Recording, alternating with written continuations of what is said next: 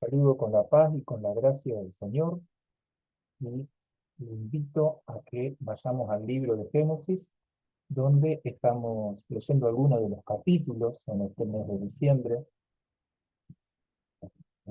Compartir pantalla, ahí está. Muy bien. Para abordar este libro, primero tengamos presente que no es un libro de ciencia, tampoco es un libro de historia. Pero en este caso, cuando leemos Génesis, no está describiendo la Biblia, las Escrituras, eh, necesariamente el proceso minucioso de cómo fue la creación, en qué día, a qué hora, en qué momento. Y si nos ponemos un poco eh, exquisitos, permítame la palabra, en qué sucedió primero, tampoco la Biblia lo está diciendo. Sí, entonces podemos irnos a el libro de Génesis y entender que Dios es el creador. Eso es lo que presenta. Analicemos algunos de los versículos. Por ejemplo, en el versículo 1 dice que, capítulo 1, versículo 1, se refiere a que Dios creó. Esa palabra crear es importante. ¿Por qué? Porque utiliza el hebreo vara, que significa que de la nada Dios lo hizo. Es importante porque también ese mismo término es utilizado cuando Dios crea al hombre, en el capítulo 2 del mismo libro de Génesis, el término vara para crear de algo que no existía previamente. Así es como Dios inició la creación y así también es como creó al ser humano cuando decimos al hombre. Si nos vamos ahora y avanzamos al capítulo 2 versículo 2 dice, al llegar el séptimo día, Dios descansó porque había terminado la obra que había emprendido. ¿Por qué nos detenemos en este versículo? Porque si leemos anteriores versículos del capítulo 1, tendremos presente cómo Dios va marcando la finalización de cada uno de los períodos denominados días. Sería la tarde y la mañana, la tarde y la mañana el día sexto. Sin embargo, el día séptimo quedó abierto. Note usted en la escritura que no va a encontrar que se cerró ese séptimo día. Esto es porque es una figura y una representación que toma el significado a partir de la venida de nuestro Señor Jesucristo, así en el capítulo 4 del libro de Hebreos. Simplemente aquí yo lo estoy presentando, pero si usted quiere investigar sobre el tema, capítulo 4 del libro de Hebreos, allí va a poder desarrollar ese tiempo de reposo al cual se refiere el séptimo día, al cual reiteramos, Dios dejó abierto. Iniciamos aquí con estas proyecciones y ¿por qué este mapa? Porque en este mapa podemos ver lo que usted puede leer aquí, Asiria, Babilonia, Nippur, toda esta zona, es donde se entiende, a partir de la arqueología, que comenzó la creación. Es decir, que el jardín del Edén probablemente haya estado por aquí en este sector, pero no se sabe realmente, no hay ninguna evidencia de cuál fue el lugar. Pero sí las primeras civilizaciones las encontramos en este lugar, e incluso cuando empieza el relato bíblico, vamos a encontrar aquí Génesis 11, lugares que a usted le van a resultar conocidos. Si avanzamos un poquito más, eh, entonces vamos al capítulo 2, ¿no? 2, versículo 9. Pero antes de entrar al versículo 9, fíjese que hay algo muy interesante que aquí aparece en el capítulo 2, versículo 15, que usted lo puede leer. Y aquí está diciendo, el Señor Dios tomó al hombre y lo puso en el huerto del Edén para que lo cultivara y lo cuidara. Cuando usted va desarrollando esta historia de la creación, notará que esto sucede antes de la caída del hombre. Así que el trabajo, eso es lo que realmente está enseñando la palabra, el trabajo es una bendición de Dios. El trabajo no viene a causa de la maldición, sea de la tierra o de alguna palabra que Dios haya dicho de mal sobre la creación. No. Aquí, capítulo 2 versículo 15, Dios puso al hombre en el huerto del Edén para que lo trabajara. Entonces, si usted tenía el concepto que tal vez recibimos de nuestra cultura, que el trabajo era una carga, en realidad no. En realidad no, aquí lo deja claramente el orden en el cual está escrita la Biblia. Sí, ahora vamos aquí, versículos 9 ¿sí? Del capítulo 2, 15, 16, 17, que usted puede ahí leer. Pero ¿a qué nos queremos referir aquí? Que Dios, ¿sí? Versículo 9, asimismo en medio del huerto hizo brotar el árbol de la vida y el árbol del conocimiento del bien y del mal. Versículo 16. Y el Señor Dios ordenó al hombre: de todo árbol del huerto podrás comer, pero del árbol del conocimiento del bien y del mal no comerás. Eso se lo dijo a Adán. Sin embargo, cuando avanza la escritura, avanza el tiempo, tampoco sabemos cuánto sucedió, pero en el capítulo 3 ya nos encontramos con Eva, manteniendo una conversación con la serpiente. Y note lo astuta que es la serpiente, porque dice: con que Dios les ha dicho, no comerán de ningún árbol del huerto. Usted lo puede comparar acá, no le dijo eso, no fue esa la palabra del Señor. No es el propósito ponernos a juzgar a Adán y a Eva, cuánto conocía de lo dicho, cuánto había transmitido Adán a Eva, pero sí es importante comprender que el diablo conoce las escrituras mejor que nosotros y de esa manera nos puede engañar. Una manera muy usual es mezclar verdades, mezclarla con mentiras. En realidad es toda una mentira, pero lo notará en la tentación a nuestro Señor Jesucristo, como el diablo vino con medias verdades o medias mentiras, y sin embargo Jesús batalló: escrito está. Para cerrar este tema, entonces, diremos que tengamos presente cómo lo dice Dios, porque eso es lo importante, y que no nos suceda, ¿sí? Salvando las distancias y la importancia del suceso, que no nos suceda que algo que el Señor haya dicho, nosotros lo tergiversemos o escuchemos la voz del enemigo cambiando esas palabras. Ahora avanzamos uno más, y aparece uno de los versículos más importantes. En realidad es el primer versículo, capítulo 3, versículo 15, de la promesa de redención. Dice el Señor, hablándole a la serpiente en este caso: ya había hablado con Eva, ya había hablado con Adán, y entonces dirigiéndose a la serpiente que no tuvo para dónde escapar: y pondré enemistad entre ti y la mujer. Parecía como que la serpiente o el Satanás quería hacer una cierta amistad con la mujer. Por eso dice: pondré enemistad entre ti y la mujer, y entre tu simiente y la simiente. Aquí se refiere a los hijos, es decir, a la descendencia. Claramente Jesús habló a los fariseos y dijo quiénes eran los hijos del diablo, es decir, los descendientes, la simiente. Y aquí la simiente suya, es decir, la simiente, en este caso la simiente de la serpiente y la simiente de Eva, ¿cuál es la promesa? Que de las diferentes maneras en la cual Dios podría haber acercado la salvación, decidió hacerlo por medio del ser humano. Lo que aquí está diciendo es que la salvación al hombre, al ser creado, al ser humano, vendría por medio del nacimiento de un hijo. Tampoco dijo cuándo. Tal vez uno puede suponer que Adán y Eva pensaron que iba a ser su hijo, es decir, ya sea Caín, ya sea Abel, ya sea Set. Y así lo vivieron muchos en el Antiguo Testamento.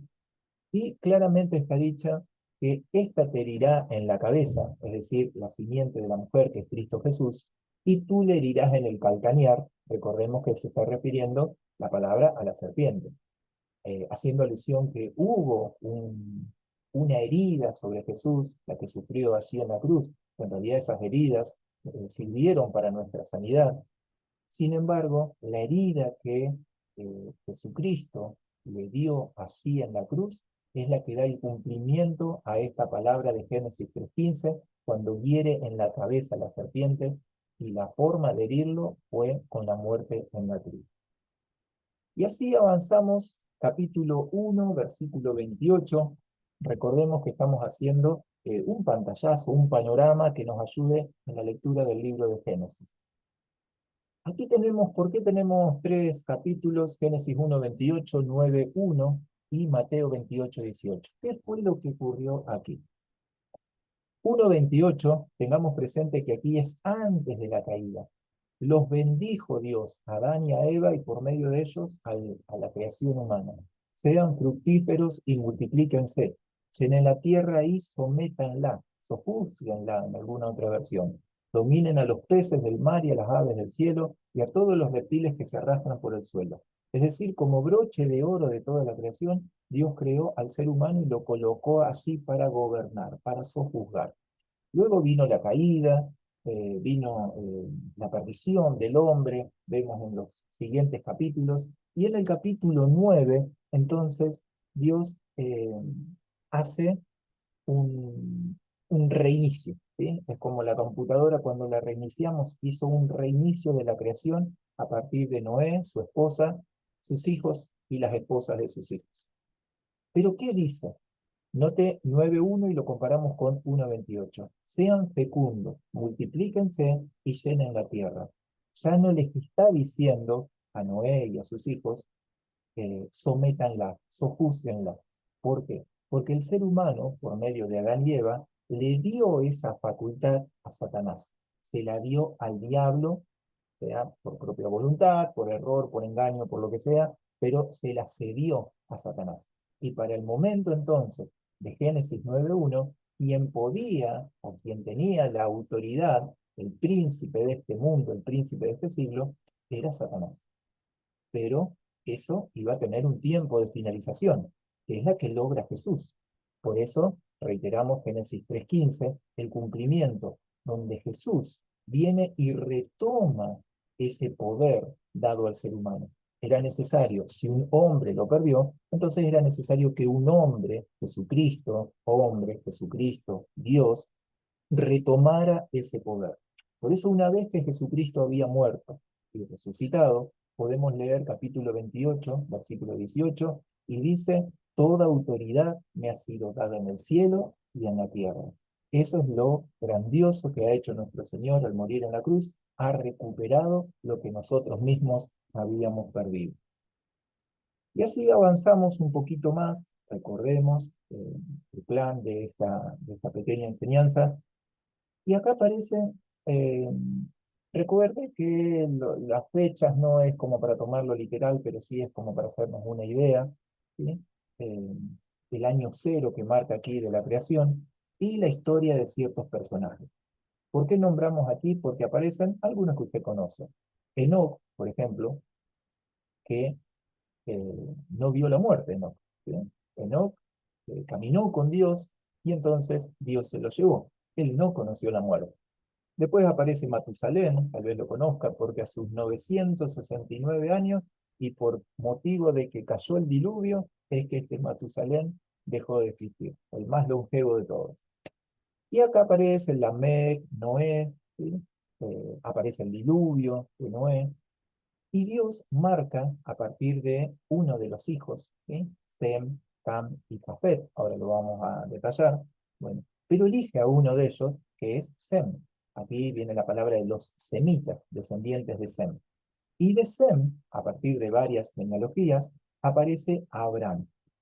¿A qué viene esto? Porque de todos los pueblos que se habían dispersado para este entonces, Dios elige a uno, es el pueblo de los hebreos, ¿no? El pueblo de los hebreos, el pueblo que más adelante se llamaría el pueblo de Israel, de los israelitas, cuando Dios mismo le cambia el nombre a Jacob, pero Dios elige eh, un pueblo sobre el cual vendría la salvación.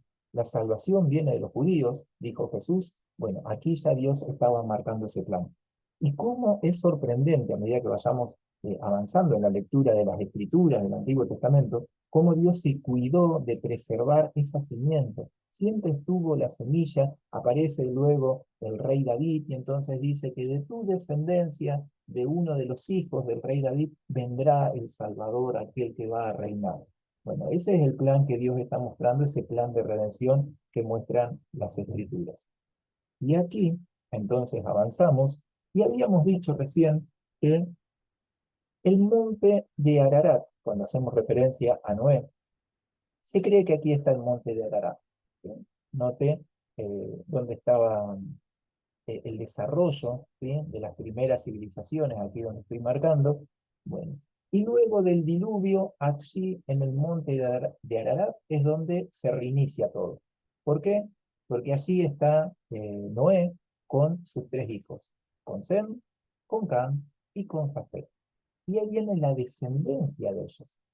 Dios eligió de la descendencia de Sem, de ahí vendría la salvación. Pero también viene Cam y también viene Jafet, que en la próxima proyección notaremos algo muy importante. Aquí verá varios nombres que usted conoce. Nos detenemos primero en Sem, que es sobre quién viene la descendencia. Aquí tienen los pasajes, usted después los puede estudiar, los puede analizar, pero aparecen los elamitas, ¿sí? Vienen eh, los asirios, ¿sí? Los asirios, descendientes de los pueblos semitas, es decir, de Sem, también vienen eh, los caldeos, ¿sí? La tierra de los caldeos, la tierra de Babilonia. Allí es donde se ubican, ¿sí? Los semitas, que es lo que podíamos ver recién aquí en este mapa. ¿Sí? En este color claro que podemos ver acá, que dice Sem, bueno, esta es la región donde van a vivir todos los descendientes de Sem, que justamente de aquí es después donde sale Abraham. ¿Mm? También tenemos otra parte que es la de Cam. ¿Sí? Cam viene por la zona de Egipto, la zona sur, por allá de los filisteos que luego llegan a Canaán, y al norte, allá, lo que se conoce como Rusia hoy, por allá andan los descendientes de Jafet. Entonces, nos venimos a Cam. ¿Por qué es importante Cam? Usted puede leer ahí, una vez que descienden de la barca, que Cam tiene un suceso con su padre Noé, y a partir de ahí el hijo de Cam, es decir, Canaán, recibe una maldición. ¿Sí? Y eso tiene que ver con la tierra de Canaán, que tiene mucho significado en el Antiguo Testamento. Aquí aparece de Cam, Nimrod, ¿sí? Nimrod, un personaje bastante interesante para leer así en lo que es referido a la Torre de Babel. De aquí también aparecen los filisteos, ¿sí? Un pueblo que siempre estuvo en conflicto con Israel, los jebuseos, los amorreos, los gergeseos, que son aquellos que el pueblo de Dios tiene que expulsar de la tierra de Canaán. Y como leíamos, como dijimos, Jafet, Magog, Gomer, Madai, ¿sí? Estos son los que vienen al oeste de Europa, que son los descendientes de uno de los hijos de Noé. Bueno, es simplemente este pantallazo, y aquí llegamos a esta proyección, donde ¿qué es lo que vemos? Porque en el libro de Génesis ya dijimos entonces que Dios se vale del pueblo, que lo empieza a formar desde Abraham, es decir, desde antes de que sea Israel. Entonces Dios elige y lo empieza a armar, lo empieza a construir aquel que es el pueblo elegido. Y puede notar ahí en Génesis 11:31, entonces el padre de Abraham, llamado Taré, toma a su familia y sale de la tierra de Ur y comienza a dirigirse y se ubica aquí en la tierra de Harán. En la tierra de Harán, él llega a la muerte, pero desde la tierra de Harán es donde Dios comienza a hablar con Abraham y le empieza a decir que tiene que ir a conquistar este lugar, se tiene que ubicar allí porque su descendencia será muy grande. ¿Mm? Y aquí en la flechita lo que podemos ver son los distintos viajes de Abraham. Es importante, es bueno estudiarlo, no lo haremos en este momento, la cantidad de altares, ¿sí? Y la relación que establece Dios con Abraham, o mejor dicho, la manera en la cual Abraham se comunica con Dios, ¿sí? De tal forma que le llaman mi amigo. ¿Mm? Bueno, este es el pantallazo que queríamos hacer como para poder tener ¿sí? un marco en el cual, una base en la cual fundamentar este libro de Génesis, y a partir de acá usted pueda seguir leyendo cómo se desarrolla la historia de este pueblo semita, es decir, la historia del pueblo llamado de Israel. Muy bien. Los saludo con la paz del Señor.